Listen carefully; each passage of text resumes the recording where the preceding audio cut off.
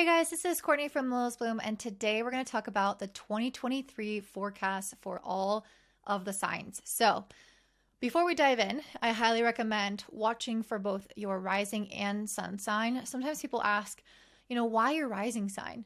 And this is because it will determine the house placements. However, over the years, I've also been watching for my sun sign, and this has always been really relevant as well. So, I highly recommend that. The other thing I will add is that this is not going to go over all of the details of 2023. That's going to be super overwhelming, take way too long. So today we're really just going to cover these larger kind of cycles and transits happening that will affect you on a soul level, that will kind of direct where your life is going, but maybe not each and every specific event. That's more so what I'll be doing in the moon forecasts. If you guys are interested in learning about what all of the transits are, all of the transits that I would look at that are important for 2023, I created a whole Notion template that you can purchase down below.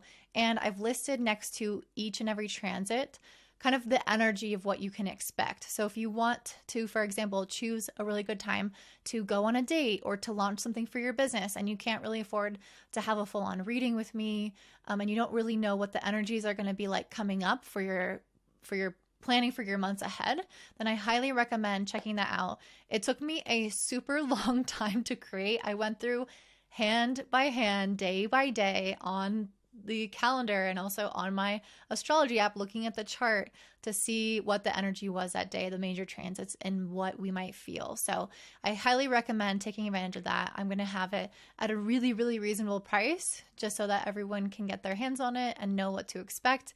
And I also included charts for every new and full moon, so you can see all of the aspects themselves. And then you can also kind of follow along with me when I do my weekly forecast with the new and full moons. You'll be able to pull up the chart beforehand, maybe make some predictions if you're learning astrology.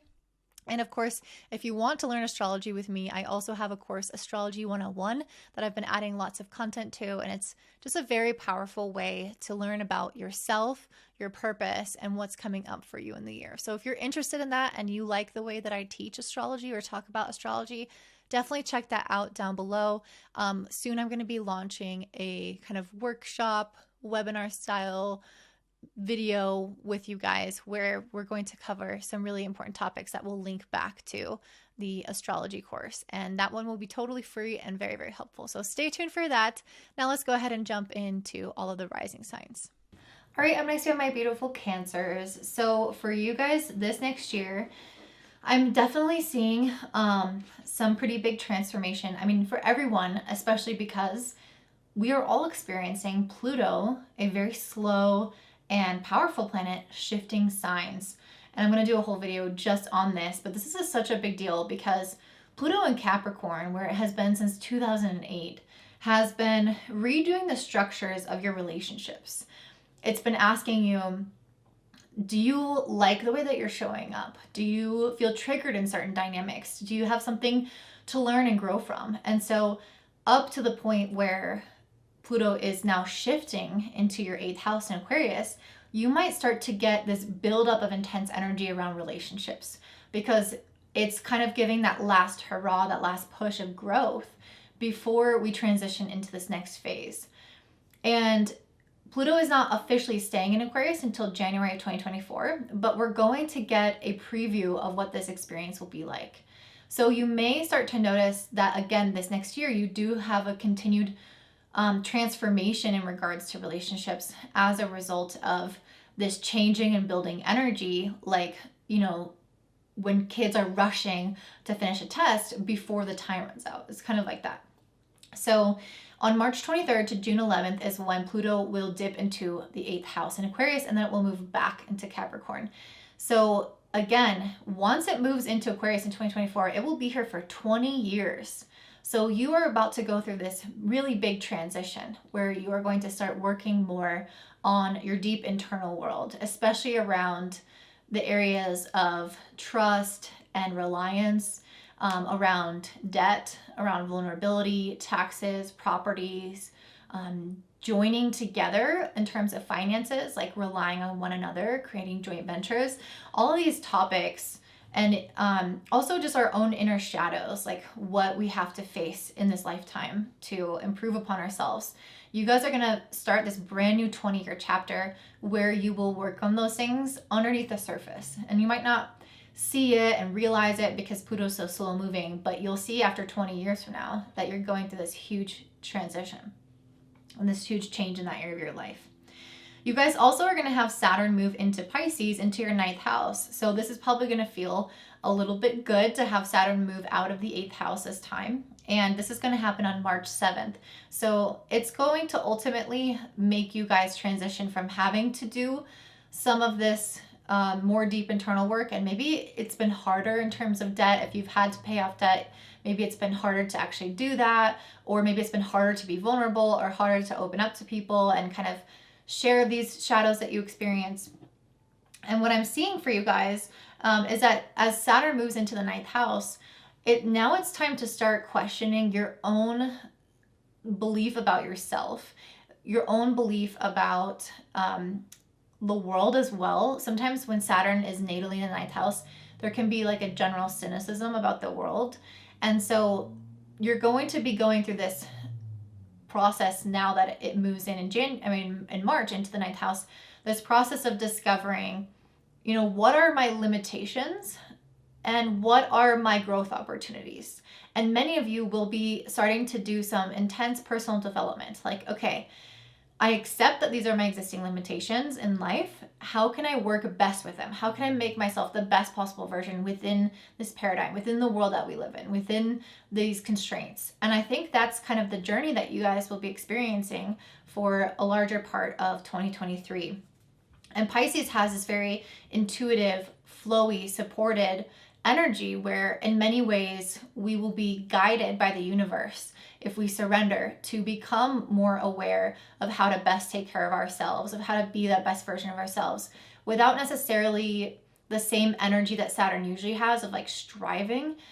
Because this is the 9th house, because this is Pisces energy, both of these are very divinely guided. These are things that come through your intuition, through inspiration, through excitement, through a person that you just learn from them. And it doesn't feel like you have to sit down and study necessarily, like Saturn typically would feel like in the 9th house.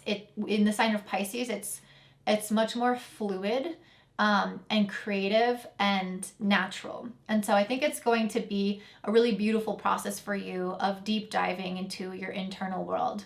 And what's interesting is for the cards that I pulled around your transformation for this year, like how are you starting this year versus how are you ending this year? You got the exact same cards as another group. And if I'm not mistaken, I believe it was Aries.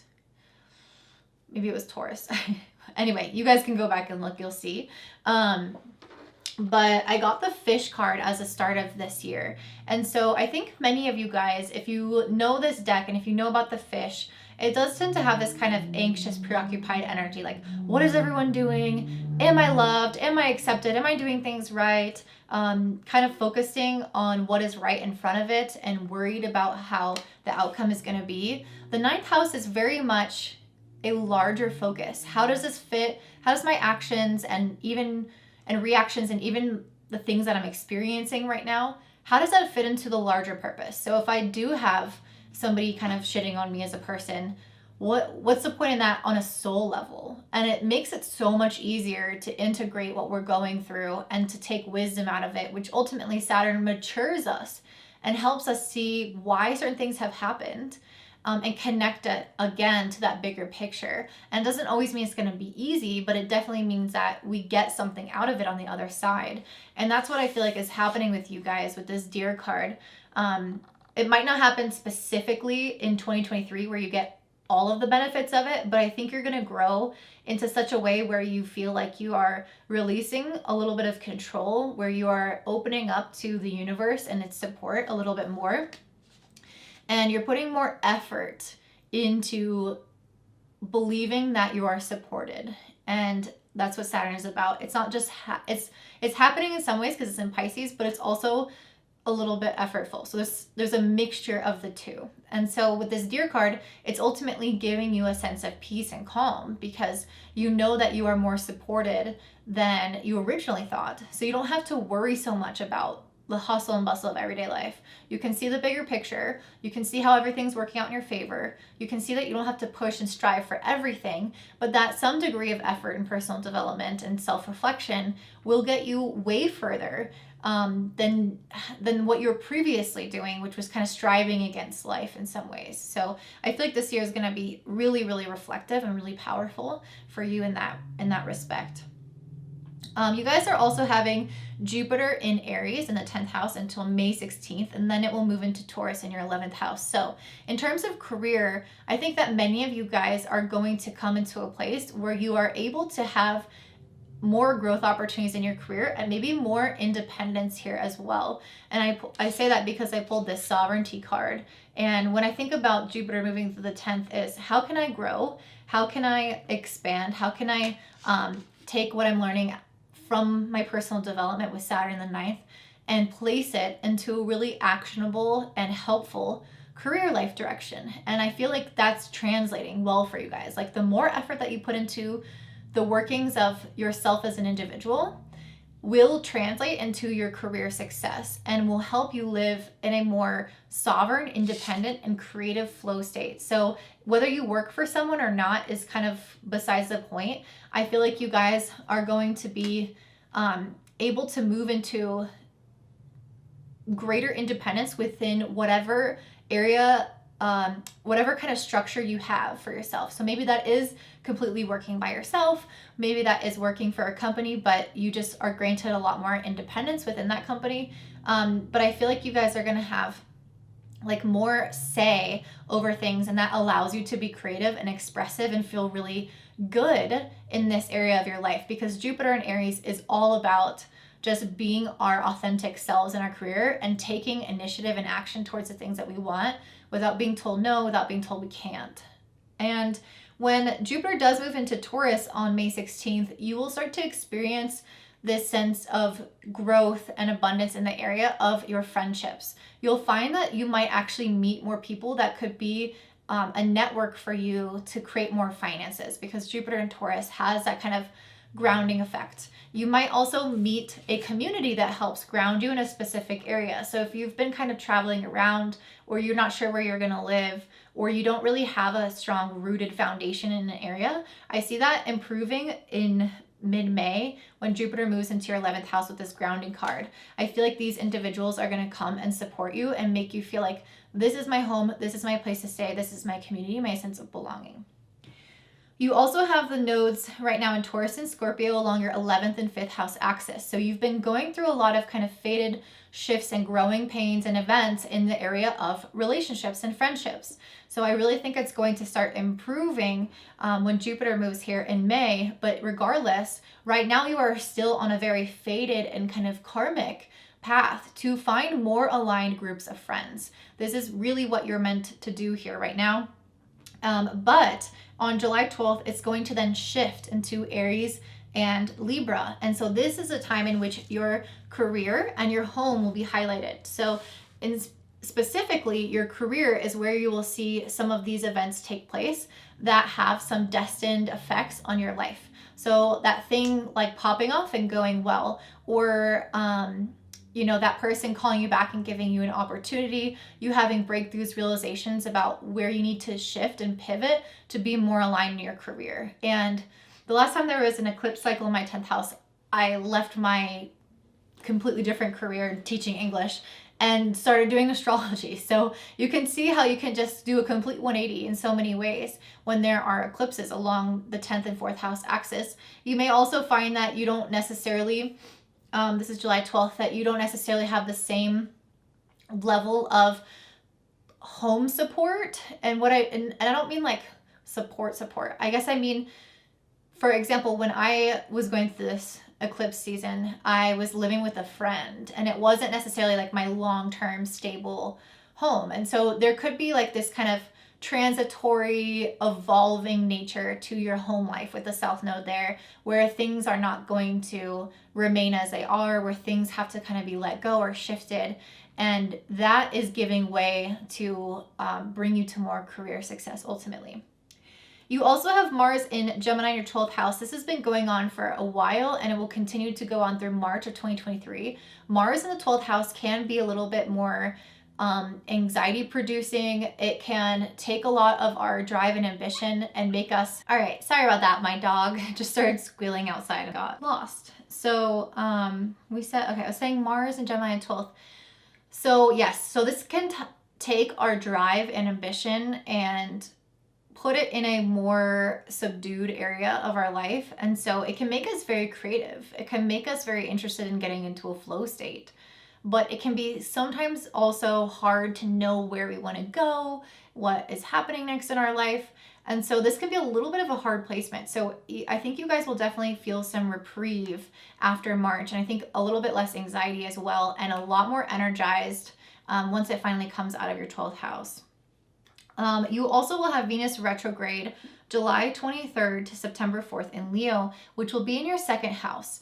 So this is a time in which you are going to really take stock of your financial matters and as well what you have valued within your relationships, within yourself, and how you kind of have accepted being treated. And many of you guys may be wanting to be more financially independent, really wanting to stand on your own 2 feet. So when Venus goes retrograde in July, many of you who do experience that will want to take a better look at your finances. How have you been managing your money? How is your relationship with your self-worth? How have you been creating opportunities or missing opportunities as a result of certain beliefs that you have around your worthiness? And what have you been tolerating in relationships, and so on and so forth? So that's a really important time for you guys to dig deep into this area of your life. You might feel like finances aren't working as easily, but I think it's more of a time of revision rather than kind of trying to push things forward and have things be like they always are, because it's our time to check in with ourselves and see, what's up with this? What's going wrong? Everyone should know that we are having all planets direct from January 22nd to April 21st. So this is when we have the most momentum moving forward throughout our year. All planets are online. Nothing is being delayed. Yes, we'll still have some good and some difficult transits. That's how life is. However, when all planets are going online and moving direct, we have a lot more speed and we have the potential to say yes to things that can really take off, that can really have legs and move forward. And so if this is something brand new, something you haven't done before that you're interested in starting, that's a great time window in which to start it. Right now, when there's planets retrograde, it's actually better to reflect or go back to old things, wrap up old tasks, even if there's new elements. But brand new things, good times to launch those are between January 22nd and April 21st. Okay, so the last thing I'm gonna talk about with you guys are the eclipses. And for you, the first eclipse is happening on April 20th, and it's a solar eclipse in Aries in your 10th house. So I definitely feel like this is gonna be a good one. This is gonna be an impactful one where you start to realize maybe what you want to do moving forward if you lack clarity, or maybe you get a promotion, or maybe some new information comes, something that's going to allow you to move towards that greater career independence that I'm seeing with Jupiter and Aries in general. So very empowering time. I think one in which if you have clear intentions going in can produce a lot of positive results in your life. The second one is on May 5th and is a lunar eclipse in Scorpio in the 5th house. In terms of creativity, dating, sexuality, our relationship with children, and even our business, if you have one, these areas of your life are undergoing a shedding or a metamorphosis where we need to redefine what it looks like to be creative, where we need to redefine what it looks like to go and be on the dating scene. The same things that you've always been doing are not going to get you what you want. And at this lunar eclipse, we're really checking in with our deeper emotional needs so that we can live more in alignment with our soul. And I do see like relationships being a really key thing for you this year. And that might be because of Jupiter moving into Taurus in your 11th house on May 16th. So I feel like the latter half of the year is a big time for relationships, and even the first half as well, because we're having the North and South Node in 11th and 5th house axis, and there's eclipses there. So the reason I say that is because I pulled the Knight of Cups. And what I feel like is happening here is a deep reflection about not only yourself, which I feel like I really honed in on throughout this reading, but about how you and your nature is also emotionally affecting others. So I feel like there's more relational awareness. So it's like, who am I? What do I want? How do I develop myself as a person? And then you translate that into relationships and realize, oh, well, I didn't realize that I wasn't feeling fulfilled. And because I wasn't fulfilled, I wasn't taking care of myself. And because I wasn't taking care of myself, I really didn't show up to my relationships the way I should. I really didn't tell people I appreciate them or that I love them. And I feel like you're having some deep emotional reflection where you're seeing yourself in the mirror and seeing yourself in another person and empathizing with them on a deeper level. And I feel like you're going to have this brand new emotional beginning where you're taking responsibility for your impact on other people on a very empathetic level. You guys also will have a solar eclipse in the 4th house in Libra on October 14th. So this is a potential to have something new or something big kind of change within the home area. So if some of you guys are looking to move, that could be a time in which you move. If you guys are thinking of someone in your family will start having their own family and have their own kids, that could happen. So kind of just big shifts in terms of your familial relationships, your place of living, and even sometimes your emotional nature. Are you having these realizations about yourself, and how are they going to then impact your life in a more physical, external way? Because that's what solar eclipses tend to be. And last but not least, we have the lunar eclipse in Taurus on October 28th in the 11th house. And this might be your last kind of burst around friendship energy, where you might start to really, really see where some of the relationships in your life have gone wrong. And I feel like that's what lunar eclipses tend to do, is they show us the shadows. They show us the things that were lurking always there that we just were not able to fully see without the light. And the eclipses bring that darkness to light and have us become more self-aware. And that's kind of what I see with this 5 of Wands and 7 of Cups. I really feel like any relationship themes this year that have led you to having fights or disagreements or feeling disconnected emotionally from others, and honestly being confused with the 7 of Cups, being on another plane of existence, like, you know, you're having a totally different idea of what's going on than somebody else. And I feel like this year you're going to have so much personal growth and growth around relationships that you're going to start to see why that was the case, why that disconnect was there. And you're going to start to step out of that kind of confusing 7 of Cups energy and more so into your power and your awareness and take more responsibility, because that ultimately is going to improve all the relationships. Everyone has to take responsibility for themselves.